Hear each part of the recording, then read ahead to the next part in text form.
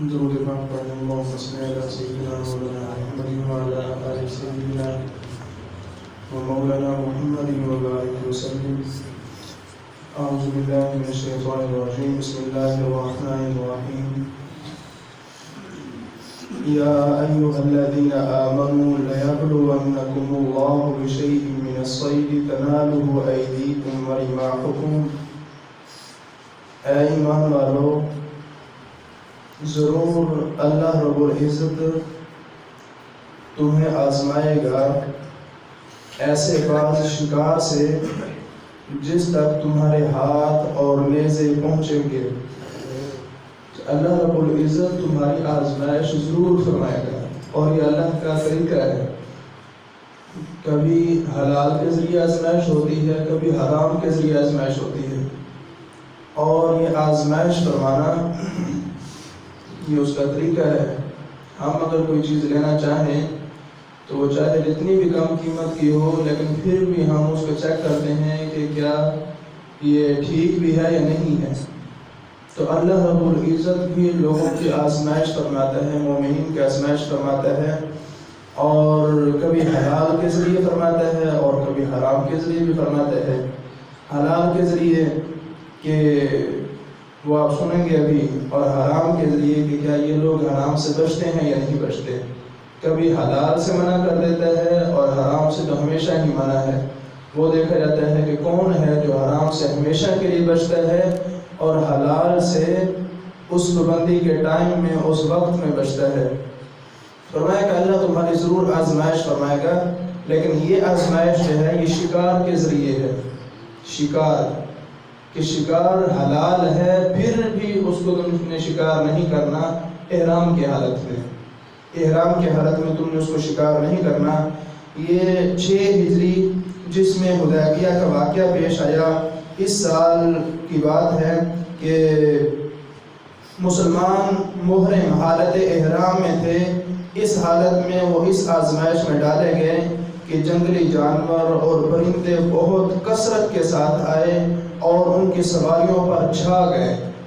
اتنی کثرت کے ساتھ پرندے آئے کہ سواریوں کے اوپر جو ہے وہ چھا گئے، اور ہاتھ سے پکڑنا بھی ان کے لیے ممکن تھا، ہتھیار سے شکار کر لینا یہ بھی ان کے بالکل اختیار میں تھا. اتنا شکار اور اتنے پرندے جو ہیں ان کے پاس آئے. اللہ تعالیٰ نے یہ آیت نازل فرمائی، اور اس آزمائش میں وہ اللہ کے فضل سے جو ہے وہ ثابت قدم رہے اور فرما بردار ثابت ہوئے، اور اللہ رب العزت کے حکم کی تعمیل سے وہ ثابت قدم رہے اور سرخرو ہوئے. کہ شکار ہی شکار ہے ہر طرف. ایک وہ وقت ہوتا ہے کہ انسان شکار کو تلاش کرتا ہے کہ کوئی مل جائے اور انسان اس کا شکار کرے، اور ایک یہ وقت ہے کہ شکار خود چل کے آپ کے آس پاس دائیں بائیں آگے پیچھے جو ہے وہ چل رہا ہے، اور حلال بھی ہے، طلب بھی ہے، لیکن پھر بھی مالک کی طرف سے حکم ہے کہ تم نے ان کو حالت احرام میں شکار نہیں کرنا، کیونکہ عبادت وہی ہے جو اللہ رسول کے حکم کے مطابق ہو. اللہ بھی اپنے بندوں کو چیک کرتا ہے کہ کون ہے جو میرے حکم کی تعمیل کرتا ہے اور کون ہے جو اپنی مرضی کرتا ہے. لِيَعْلَمَ اللَّهُ مَنْ يَخَافُهُ بِالْغَيْبِ، تاکہ اللہ رب العزت پہچان کرا دے ان کی جو اس سے بن دیکھے ڈرتے ہیں، بغیر دیکھے اس کے حکم کو وہ اہمیت دیتے ہیں اور اس پر عمل کرتے ہیں. لِيَعْلَمَ اللَّهُ، یہاں پر اللہ نے بہترین ترجمہ فرمایا ہے کہ اللہ رب العزت پہچان کرا دے. حالانکہ عالم یعلم کا معنی ہوتا ہے جاننا، تو اس کا مطلب یہ نہیں کیا کہ اللہ تعالیٰ جان لے، کیونکہ اللہ رب العزت کا علم تو ازلی اور ابدی ہے، ہمیشہ سے ہے اور ہمیشہ رہے گا. اور اس وجہ سے یہ نہیں کہا کہ تاکہ اللہ رب العزت جان لے، بلکہ فرمایا کہ اللہ پہچان کرا دے، لوگوں پر بھی اس چیز کو واضح فرما دے کہ کون لوگ ہیں جو میرے حکم کو اہمیت دیتے ہیں اور مجھ سے بن دیکھے ڈرتے ہیں. من یخافہ، یہ خوف سے ہے کہ کون ہے جو اس سے خوف کھاتا ہے اور ڈرتا ہے، بالغیب، بغیر دیکھے، اس کو دیکھا تک نہیں ہے، پھر بھی اس کے حبیب کی زبان سے اس کا حکم سنتے ہیں اور اس کو اہمیت دیتے ہیں اور اس سے ڈرتے ہیں.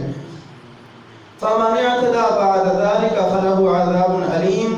پھر اس کے بعد جو حد سے بڑھے گا، یعنی آزمائش کے بعد،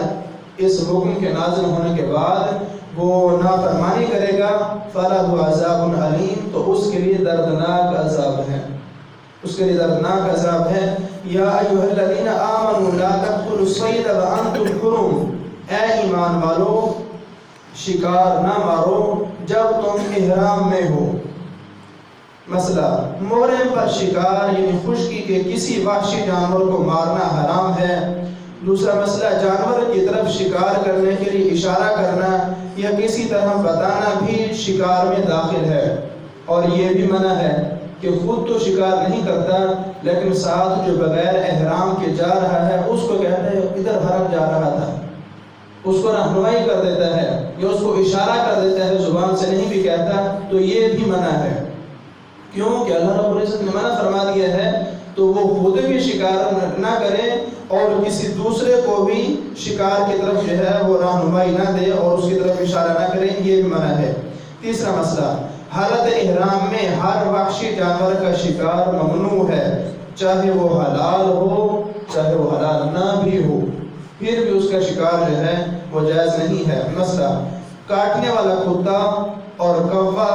اور بچھو اور چیل اور چوہا اور بھیڑیا اور سانپ، ان جانوروں کو احادیث میں فواسق فرمایا گیا ہے، فاسق کی جمع ہے نافرمان،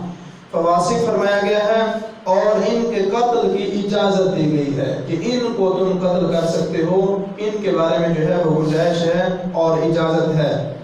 مسئلہ، مچھر، پسو، چیونٹی، مکھی اور حشرات الارض، زمین کے کیڑے مکوڑے اور حملہ آور درندوں کو مارنا معاف ہے، کہ وہ چیزیں جو تمہیں نقصان پہنچاتی ہیں، تم پر حملہ آور ہو رہی ہیں، جن کی وجہ سے تم تنگ آ جاتے ہو، ان کے مارنے میں یہ جو چیزیں گنوا دی گئی ہیں ان کو مارنا معاف ہے، اور یہ اس جو ہے منع کرنے والی باتوں میں شامل نہیں ہے۔ جن چیزوں سے منع کیا گیا ہے وہ الگ ہیں اور جن میں گنجائش ہیں یہ الگ ہیں، دونوں کو الگ الگ بیان فرما دیا۔ وَمَنْ قَتَلَهُ مِنْكُمْ مُتَعَمِّدًا فَجَزَاءٌ مِثْلُ مَا قَتَلَ مِنَ النَّعَامِ، اور تم میں جو اسے قصداً قتل کرے گا، وَمَنْ قَتَلَهُ مِنْكُمْ مُتَعَمِّدًا، جان بوجھ کر ارادے کے ساتھ جو کوئی قتل کرے گا، شکار کرے گا، یعنی حالت احرام میں جن جانوروں کا مارنا ممنوع ہے ان کو وہ پھر بھی شکار کر لیتا ہے تو اس کے پھر کیا ہے، اس کا بدلہ دینا پڑے گا اور اس کا بدلہ دیا جائے گا۔ مسئلہ، حالت احرام میں جن جانوروں کا مارنا ممنوع ہے وہ حالت احرام میں ہر حال میں ممنوع ہے، چاہے وہ عمدن ہو یا خطأً ہو۔ یہ نہ کہے کہ میں تو غلطی سے شکار کر بیٹھا ہوں اور مجھ سے تو غلطی ہو گئی یا نہیں، چاہے وہ عمدن ہو جان بوجھ کر ہو یا خطأً ہو غلطی کے ساتھ ہو جائے۔ عمدن کا حکم تو اس آیت سے معلوم ہوا اور خطأً کا حکم جو ہے وہ حدیث شریف سے ثابت ہے۔ تو جان بوجھ کر شکار کر لیا ہے تو پھر کیا حکم ہے، فَجَزَاءٌ مِثْلُ مَا قَتَلَ مِنَ النَّعَامِ، تو اس کا بدلہ یہ ہے کہ ویسا ہی جانور مویشی سے دے۔ یہ صید جو ہے یہ وحشی جانور کو کہا جاتا ہے شکار، جس کا شکار کیا جاتا ہے، اور نعام من النعام جو فرمایا گیا ہے، نعام ہے پالتو جانور، مویشی جو وحشی نہیں ہے۔ فرمایا کہ اگر تم نے شکار کر لیا ہے وحشی جانوروں کا جان بوجھ کر تو اس کا بدلہ کیا ہے کہ تم پالتو جانوروں کو ان کے برابر جو ہے جو اس کی طرح کا ہو اس کو بطور جزا بطور بدلہ جو ہے وہ تم پیش کرو۔ ویسے ہی جانور دینے سے مراد یہ ہے کہ قیمت میں مارے ہوئے جانور کے برابر ہو۔ جو پالتو جانور ہے وہ وحشی جانور جس کو شکار کر کے مار دیا ہے، ذبح کر دیا ہے، اس کے قیمت میں یہ برابر ہونا چاہیے۔ حضرت امام اعظم ابو حنیفہ اور حضرت امام ابو یوسف رحمۃ اللہ تعالی علیہما کا یہی قول ہے کہ وہ قیمت میں برابر ہو۔ جو شکار ہے، جو پالتو جانور ہے، یہ دونوں قیمت میں برابر ہونے چاہیے۔ اور حضرت امام شافعی اور حضرت امام محمد رحمۃ اللہ تعالی علیہما کے نزدیک خلقت اور صورت میں مارے ہوئے جانور کی مثل ہونا مراد ہے۔ حضرت امام محمد اور امام شافعی رحمۃ اللہ علیہ فرماتے ہیں قیمت میں نہیں بلکہ خلقت میں، اس کی شکل و صورت، اس کی جسامت میں وہ اس کے برابر ہونا چاہیے جس کا اس نے شکار کیا ہے۔ لیکن امام اعظم ابو حنیفہ اور حضرت امام ابو یوسف رحمۃ اللہ تعالی علیہما وہ فرماتے ہیں کہ نہیں، خلقت میں تم کہاں تلاش کرتے پھرو گے، وہ قیمت میں برابر ہونا چاہیے۔ یحکم بہ ذوی عدل منکم،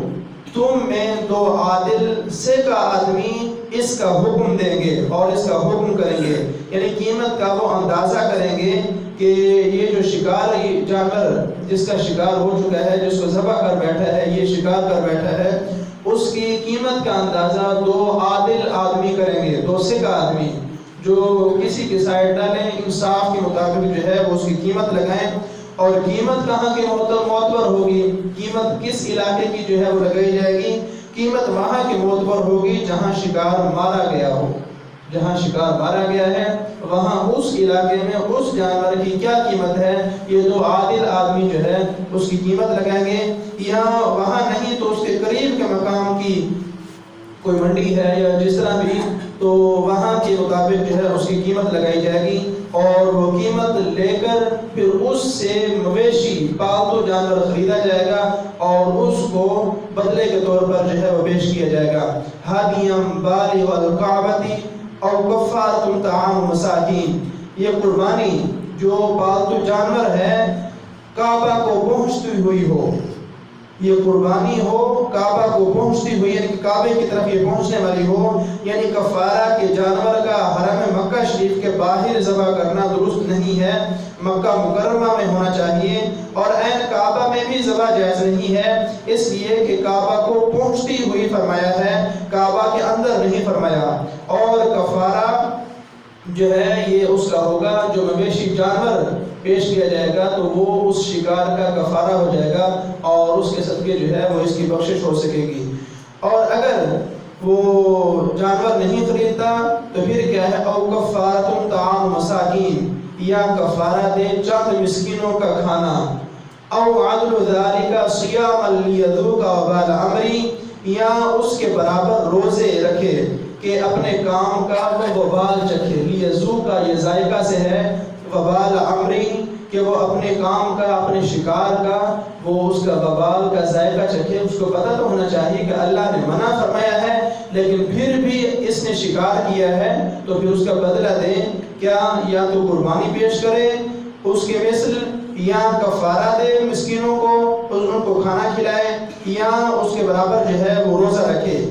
اور کفارہ کھانے یا روزے سے ادا کیا جائے اگر قربانی نہیں ہے تو اس کے لیے مکہ مکرمہ میں ہونے کی قید نہیں ہے، باہر بھی جائز ہے، باہر کہیں اور کسی دوسرے علاقے میں بھی وہ مسکینوں کو کھانا کھلا سکتا ہے، کسی دوسرے علاقے میں بھی وہ روزے رکھ سکتا ہے۔ مسئلہ یہ بھی جائز ہے کہ شکار کی قیمت کا، وہ جو شکار ہے اس کی قیمت جو دو عادل لوگوں نے بتائی ہے، اس کی قیمت کا وہ غلہ خرید کر مساکین کو اس طرح دے کہ ہر مسکین کو صدقۃ الفطر کے برابر جو ہے وہ ملے، وہ جو قیمت طے ہوئی ہے اس کو مسکینوں پر تقسیم کرے اس حساب سے کہ ہر مسکین کو فطرانے کی مقدار کے مطابق جو ہے وہ ایک ایک مسکین کو مل جائے۔ اور یہ بھی جائز ہے کہ اس قیمت میں جتنے مسکینوں کے ایسے حصے ہوتے تھے اتنے روزے رکھے، کہ جو قیمت طے ہوئی ہے اس کو یتیموں مسکینوں پر جو ہے وہ تقسیم کرے، اور ہر مسکین کو ایک فطرانے کی مقدار کے مطابق ملنا چاہیے۔ اور اگر وہ یہ فدیہ نہیں دے سکتا، کھانے کے ذریعے مسکینوں کو کھانا کھلانا جو ہے یہ نہیں ادا کر سکتا، تو پھر ایک فطرانے کے مطابق اس قیمت کے جتنے مسکین بنیں گے اتنے یہ روزے رکھے گا، یہ اس کا کفارہ ہے۔ اور یہ اس کو اس وجہ سے کہا گیا ہے تاکہ وہ اپنے وبال کا ذائقہ چکھے۔ عفا اللہ عما سلف، اللہ نے معاف فرما دیا جو کچھ پہلے گزر چکا ہے، یعنی اس حکم سے پہلے جو شکار ہوئے ہیں، شکار مارے گئے ہیں، جن لوگوں نے شکار کیا ہے تو اللہ نے ان سے درگزر فرمایا ہے، ان کو معاف فرما دیا ہے۔ کیوں کہ نافرمانی بھی وہی ہوتی ہے جو حکم کے بعد ہو، منع کرنے کے بعد جو کام ہوگا وہ نافرمانی ہوگی، اور حکم سے پہلے، منع کرنے سے پہلے جو کام ہے وہ نافرمانی نہیں ہے، وہ معاف ہے، اور اللہ رب العزت نے اس سے درگزر فرمایا ہے۔ وَمَنْ عَادَ فَيَنْتَقِمُ اللَّهُ مِنْهُ، ہاں جو اب کرے گا جو اب حکم کے نازل ہونے کے بعد پھر لوٹ آئے شکار کی طرف اور پھر شکار کرے، فَيَنْتَقِمُ اللَّهُ مِنْهُ، يَنْتَقِمُ انتقام سے ہے، تو پھر اللہ اس سے بدلہ لے گا، اللہ اس سے انتقام لے گا کہ اللہ نے حکم بھی دیا، حضور نے پہنچا بھی دیا، لیکن پھر بھی لوگ جو ہے اپنی مرضیاں کرتے ہیں اور اللہ کے حکم کی نافرمانی کرتے ہیں، فَيَنْتَقِمُ اللَّهُ مِنْهُ، پھر اللہ اس سے انتقام لے گا۔ واللہ عزیز ذو انتقام، اللہ رب العزت بہت غالب ہے، بہت غلبے والا ہے، بہت غالب ہے، ذو انتقام، وہ بدلہ لینے والا ہے، وہ بدلہ لینے والا ہے کہ حکم کے نازل ہونے کے بعد اگر کوئی ایسا کرے گا تو اللہ رب العزت ضرور اس سے بدلہ لے گا اور انتقام لے گا۔ تو اس وجہ سے اللہ رب العزت نے جن چیزوں سے منع فرما دیا ہے ان سے بچنا نہایت ضروری ہے، چاہے وہ حلال ہیں چاہے وہ حرام ہیں۔ حلال چیزوں کو بھی بعض اوقات کے لیے حرام قرار دے دیا جاتا ہے، جس طرح خاوند کے لیے بیوی جو ہے وہ حلال ہے، لیکن حیض کی حالت میں اس کے لیے جو ہے وہ حرام قرار دے دی گئی ہے۔ تو یہ حلال ہے لیکن ایک وقت کے لیے اس کو حرام قرار دے دیا ہے، لیکن اس دوران بھی کوئی اللہ کی نافرمانی کرتا ہے تو وہ گناہگار ہے۔ اور اسی طرح شکار جو ہے وہ ہر وقت حلال ہے، لیکن حالت احرام میں اسے حلال شکار کو منع کر دیا ہے۔ حالت احرام میں کوئی شکار کرے گا تو وہ نافرمان کہلائے گا، گناہگار ہوگا، اور اس کا کفارہ جو ہے اس پر لازم ہوگا کہ وہ کفارہ دے اور اپنے گناہوں کی جو ہے وہ اللہ کی بارگاہ میں توبہ بھی کرے۔ تو اس وجہ سے نیکی وہی نیکی ہے جو اللہ رسول کے حکم کے مطابق ہو، گناہ جو ہے وہ ہے جو اللہ رسول کے حکم کے خلاف ہو۔ اور اس وجہ سے ہمیں چاہیے کہ ہم سب سے پہلے اللہ رسول کے احکام کو سمجھیں، اس کو اہمیت دیں، پھر اس کے مطابق عمل کریں۔ اللہ رب العزت کی بارگاہ میں دعا ہے کہ اللہ تبارک و تعالیٰ قرآن و سنت کے مطابق ہمیں اپنے عقائد، اپنے اعمال کو درست رکھنے کی توفیق عطا فرمائے اور اس کے صدقے ہماری مغفرت فرمائے۔